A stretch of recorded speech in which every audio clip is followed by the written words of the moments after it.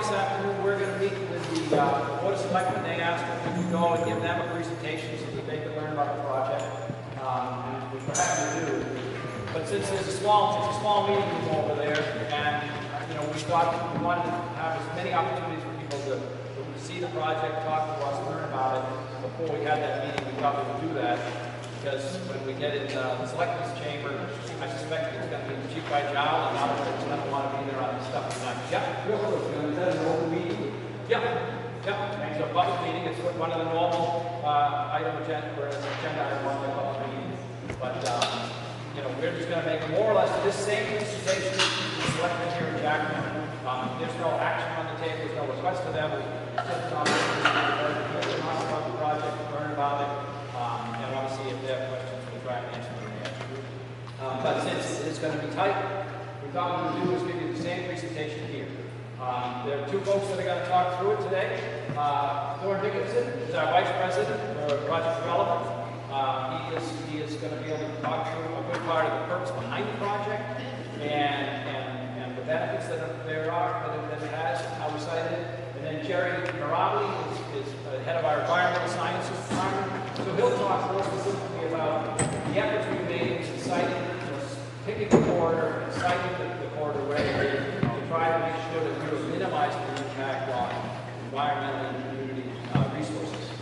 So, Thorne, can you go ahead? Okay, so I want to thank everybody for coming. I've already had a number of very good dialogues, a lot of really good questions, and that's, I think, one of the reasons why we try to do this.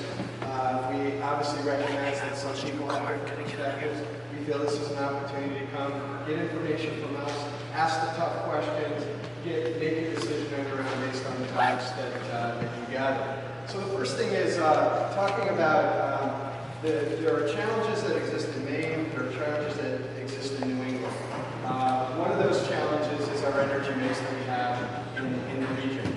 It would surprise a lot of people. We've made some advancement in renewable energy, but if you look at 2017 in New England, you could see that a huge amount of that power is still met with natural gas, nuclear, and a smaller part, oil.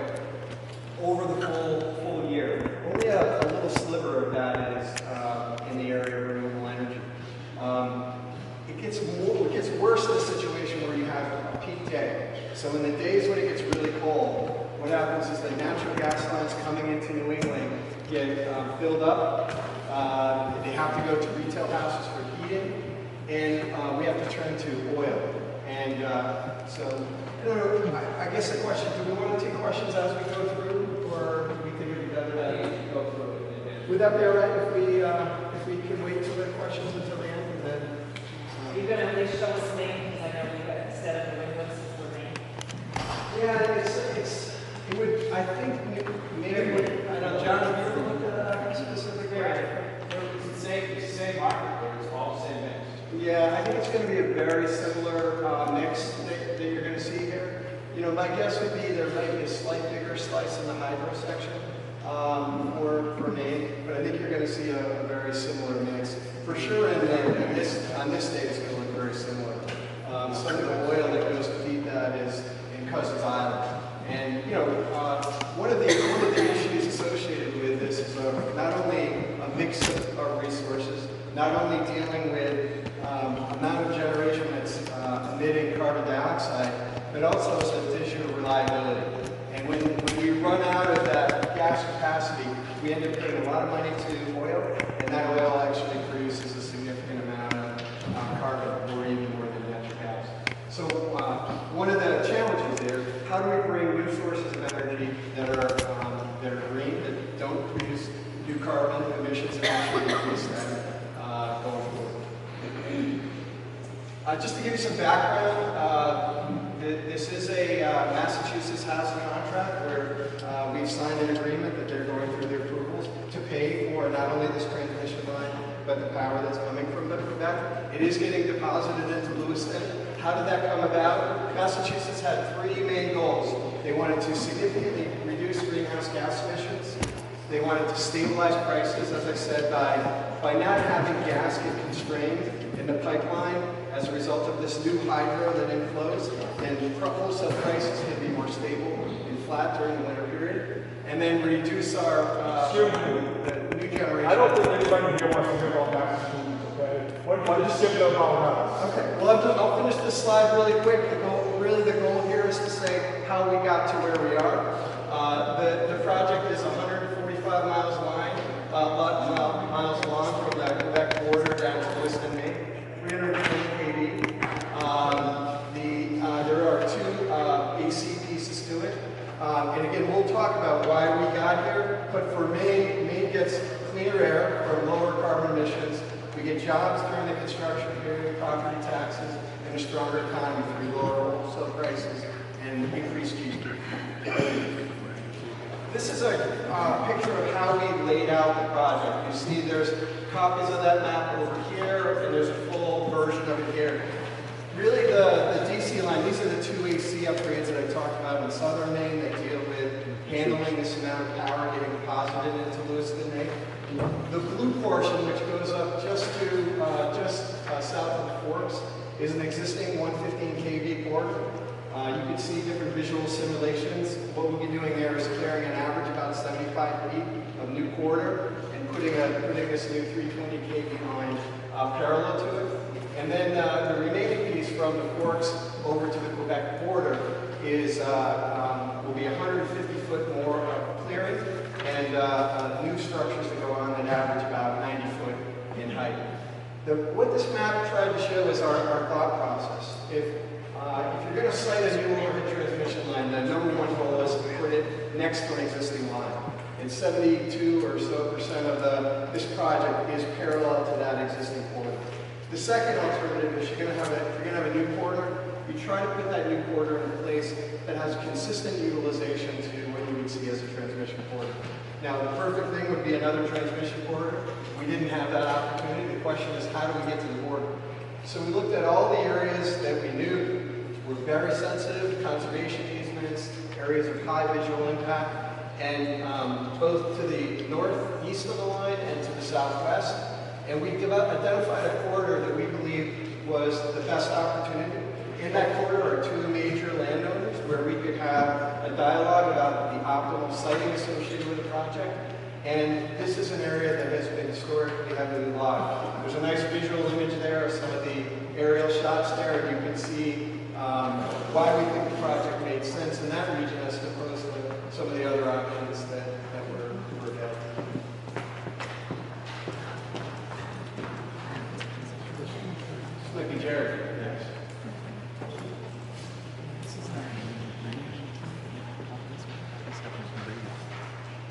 So this is getting more detailed now, and it shows the corridor between the Adding Township on the Quebec border and West Forks. I'm sorry? Not sorry. Okay. I thought I was here. So this is the detailed area between the Canadian border, the Adding Township, and West Forks, where it joins the existing transmission line corridor. And ideally, for both cost and to avoid and minimize impacts, we want a straight line between those points. But we don't have that option because we reach a lot of obstacles along the way and sensitive areas that we want to avoid. And what this graphic does is show examples of some of the areas we avoided. The brown parcels, the brown patches are large landowner parcels, large pieces of land, and the benefit there is that if we want to make micro adjustments to the route, we can do so while still working with the same landowner rather than have to talk to the abutter. And so you see there's a lot of land around the transmission corridor brown. We've diverted around water bodies, so normally we go straight right over there, we diverted around that. There are lots of wetlands on the parcel that we pass through, and we diverted around those. Around 201, which is a scenic byway, as you all know, after we crossed it, we went around the backside of Johnson Mountain in order to have the line less visible from the scenic byway and minimize any viewshed influences there. It also passes through conservation land, or passes between two pieces of conservation land, as you see. And so we avoided conservation land for the entire route of conserved lands.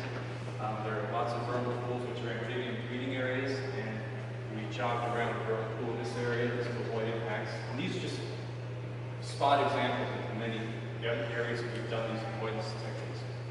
The Kennebec River, we'll talk more about that on a subsequent slide, and also the Appalachian Trail. So here's a graphic of what it would look like at the Kennebec River crossing. And one thing to keep in mind is that the gorge itself, people have talked about the Kennebec Gorge. The gorge itself, according to guidebooks, only extends about 3.5 miles below Harris Dam. And you think of a gorge as a steep-sided rock line area. This is about, I believe it's about 8 miles south of Harris Dam at the proposed crossing.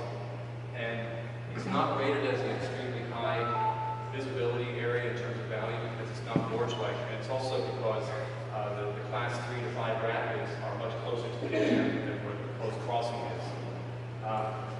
We've done a few things to minimize visual impact in this area. One is that we propose non-specular conductor, which is a conductor that doesn't have the shine to the surface, so it's more blended into the background. We've also, that's better, just focus it. We've also used what's called self-lettering holes that I think we've seen some flow simulations showing those. If you saw it up close, it would look like it was rusted. It's got a brown surface to it, sort of a rough surface, so it blends in more easily with the surroundings. And in this area, as you approach it, you would see this for about 1/4 mile upstream if you're in a raft or a boat. You see it for about 1/2 mile downstream if you happen to look upstream to see it, which you may not do. So it's a very short duration. It's something like maybe 10 minutes out of a typical 4-hour rafting trip. You would actually be able to see the area crossing. The line itself will be about 200 feet over the water at its lowest point. And because of that, because of the height above water, what we've been able to do is preserve quite a bit of vegetation, mature trees on either side of it. And what that means from the rafters or the boater's perspective is that if you're down here, you can't see the structure because these dashed lines represent the line of sight. What you'll see is mature trees. You won't see the structures beyond them. So you won't see the structures from the river. Is the bottom line. As an avid kayaker, that spot in particular is very high on my rating list, just so you know. Well, that's really the first time that people can enjoy the surroundings. If you think about people paddling through the class 3, 4 rapids in the upper gorge, they're focused to the task, right? They want to stay in the boat, they're looking down, they're digging in, and they finally get to float in the clear water and exhale. And that's when they're looking up, is right that spot. That's where the bald eagle flies right over.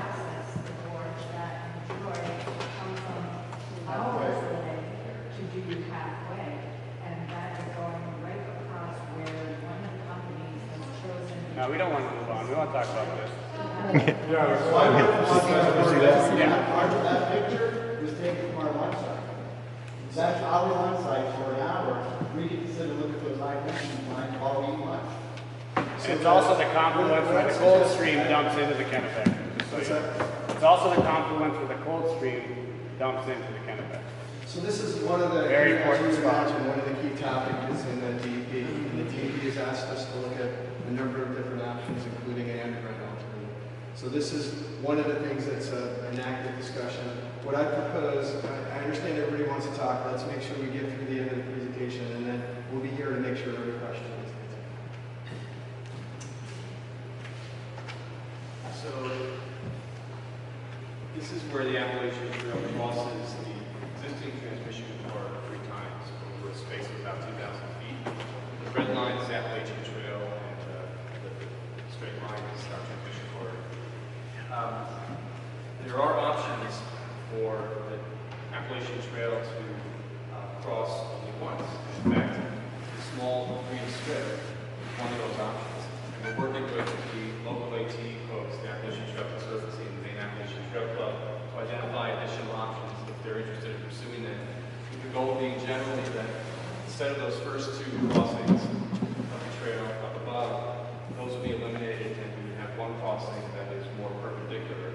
Excuse me, the Appalachian Trail is federally funded. Is the feds good with this? The National Park Service needs to approve any relocation of the Appalachian Trail. And it's not us that would make that application, it would be the Maine Appalachian Trail Club that would make that application. So it's at their option, if they choose to relocate it, they have the option of applying to the national park. And what if they choose not to relocate it? Then it won't be relocated. It's their option. Then the line won't go in and then that'll be fine.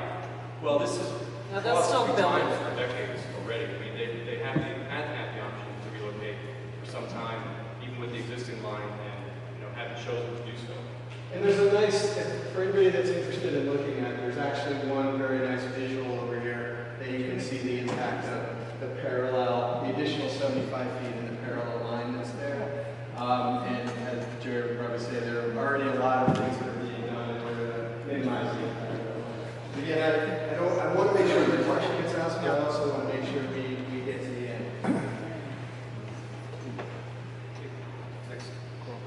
Okay, so this is a summary of the quantified environmental impacts of the project. This is something we put together in a compensation plan to the Maine DEPs, the Land Use Planning Commission, and the Army Corps of Engineers. And it breaks out impacts into broad categories. The first one is temporary wetland fill, and that's crane mats. And although it's identified as an impact, and as you can see, we're paying $600,000 to compensate for that impact, it's actually a benefit because the purpose of crane mats is to protect wetlands and sensitive ground from compaction and damage. Keep in mind that these impacts here are after we avoided all the impacts that we could avoid. So we can only compensate when there's a hierarchy in Maine at the federal level. You avoid impacts where you can, you minimize impacts where you cannot avoid impacts, and then you compensate for unavoidable impacts. So this is a summary of unavoidable impacts that we were required under state and federal law to compensate for. And as you can see, it's a combination of land and money. Permanent conversion of cover type. So we've got about 200 acres where we're going from some type of forest, whether it's a wetland or an inland waterfowl wadebird habitat or a significant vernal pool habitat. We're going to convert that to what we call a scrub, which is what you see in the photo simulations over there. And you see that there's a very high dollar value associated with that. It's based upon a fee that we have to abide by. Permanent wetland fill, 6 acres, another $1 million. Fill within 250 feet of a state-regulated significant vernal pool habitat, and then fill within 100 feet of Army Corps jurisdictional vernal pools. So the total in lieu fee is just over $4.2 million, and the land is being preserved, which at the moment is 6 different parcels in different parts of the general Franklin County, Somerset County, totaling just over 2,000 acres. And what's significant about that land is that all of that land has been surveyed for natural resource values, and the same sort of impacts that you see represented in the table above are being compensated for by the lands being preserved in perpetuity if the state and federal regulatory agencies accept compensation. There is a concept, there's a requirement that there be no net loss of functional values, and we've done that by preservation of the land, payment of the fee, and then and what happens with that fee, by the way, is that it goes into a fund that's aggregated by the state for additional land purchases. So they'll take our $4 million and they'll put it together with the money of other applicants. They'll identify the lands that are either the greatest ecological value or most at risk of development, or both, and they'll use that money to purchase that land. And then a number of other wildlife enhancement projects, such as looking at replacing culverts that are missing or damaged so that we can use aquatic habitat for trout streams. There are many damaged culverts. They've all been surveyed, and we're working to identify culverts that we can replace would gain the greatest habitat connectivity.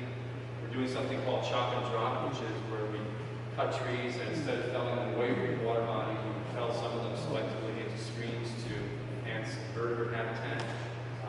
And we've also widened buffers around streams so that we're protecting the stream buffers and whatnot. So this is also on one of the boards. And this is a typical structure. This clearing exists, so the photo simulated part is actually just the structure of the wire. And this is what it would look like after it went in, immediately after it went in. This is about an 80-foot tall structure.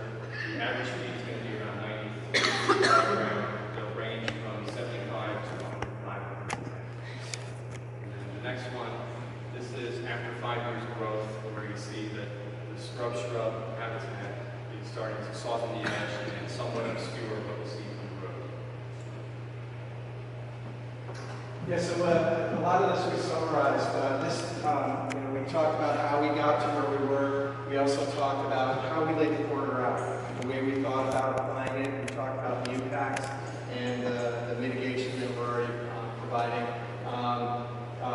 We're another value around this project is we're really not leveraging a transmission system that already exists. Some of the other job benefits we're talking about are jobs. Over the whole period, we're talking about 10,000 man-year jobs, I guess you'd call them. Over the whole peak period, it's 3,500. During the construction period, during the 5-year period, it's 1,700. That will be during the construction period. And then during that same period of time, the conversion of that into what those workers we can pay is $436 million. So we're going to see $436 million flowing into workers in the communities in Indus Valley, Franklin, Oxford, Kennebec, Somerset, and obviously the rest of the Canada. We estimate Kennebec and Somerset will be $109 million. He's already said that. Franklin County. We've also showed the town-related pieces of the Somerset County towns. Obviously, this project doesn't go through the town, but you can see the other communities in which receive the benefits anywhere from $100,000 a year, $400,000 a year, to $800,000 a year in incremental property taxes. This is a summary of all the benefits. Again, we talked about the impacts, and I think what I encourage people to do is get the facts, get the information, understand the impacts of the project. Everybody's going to have a different view on the impacts based on the way they live their life, the things that are important to them. But the benefits are important to consider against those impacts. So number one, I mentioned the jobs. That money that I talked about, the $400 million, works out to be $73 million annually. $18 million a year in property taxes. We talked about, we showed specifically the benefits associated to Somerset County, but $18 million a year over the whole 40 years of this project. For Maine, we're talking about an estimated 265 metric tons avoided annually in CO2 emissions. For all of New England, it's about 3 million metric tons that are avoided. We've committed now to add fiber optics onto the pole, so we're going to be bringing fiber optics all the way from the Canadian border all the way down to Lewiston, and we're working with Franklin and Somerset counties and Connect Maine to idea what can we do to make sure that fiber optics find its way to the communities. $40 to $45 million of lower energy costs in Maine a year for the life of the project. So when you deposit new energy like this into the market, the wholesale electric price goes down, and our estimate is $40 to $45 million a year. We do see enhanced recreational opportunities depending on how you live. Obviously, we've talked about some of the impacts related to the Kennebec River, but also this new corridor provides, whether it's hiking, hunting, snowmobile access, or ATV access. Also, some of these other benefits also have a residual effect of extra gross domestic product growth for Maine. We estimate that at $23 million a year. And then, as we said a couple of times, this project doesn't cost Maine a dollar. So if you look at the payments that Massachusetts is paying for this 20-year contract, it's about $15.5 million. They have some of these benefits that they have. They're not going to have the jobs, they're not going to have the property taxes, they're not going to have the broadband. But their comparison is 15.5 against the remaining benefits, where from a Maine perspective, so now, I want to make sure that we answer all of the questions. You're not from Maine, are you? I'm from the Adirondacks. My mom's from Maine, but I know I'm Well, I still knew from you were Maine. from Maine. I almost guarantee everybody here in CMP is not from Maine. Guarantee it. Well, I live in Brooklyn. I think we all live in Maine. I don't give a shit where you're from. All right. So, yeah. What you guys? I'm sorry. I got a question. DJ carried into the stakeholder. What about because they sold land to you? Well, I mean, we've had a long-term relationship. Why isn't warehouse and the other land? Yeah, I mean, there's no secret. I mean, we have, Where is the stakeholder that's supposed to land, where's the other one? yeah. I know. So the question is why carriers are there right now from pre-compliant as a support? As a stakeholder. What is the stakeholder? That's what I want to know. I mean, a stakeholder, frankly, anybody's got a stake in the project. So does he get money every year? They get money from the government? So the governor is a stakeholder? Let's make sure we go one at a time. So carrier, we bought the land for the All 300. I'm asking is, do they get money from you every year? Why are they a stakeholder? What defines a stakeholder? Yeah, I think it's because we were interacting them on their You land. interacted on warehouse. Why are they a stakeholder? Yeah, they should probably be on there. You're They right. probably didn't want to be. No, I don't think that we ever had that I conversation. would like to know the other landowners that are selling you land or giving you options to buy land.